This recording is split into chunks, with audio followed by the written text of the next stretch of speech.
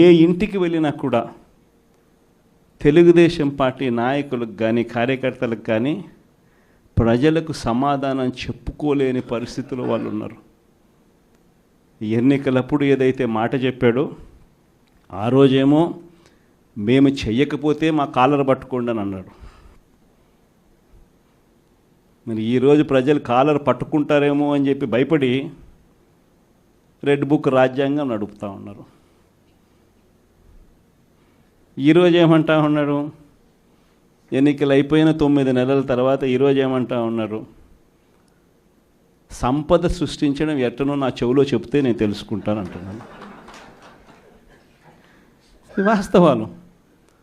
ఇదే మాటలు ఎన్నికలకు ముందు నేను చెప్పా, చంద్రబాబు నాయుడు నమ్మడం అంటే చంద్రముఖిని నిద్ర లేపడమే అని.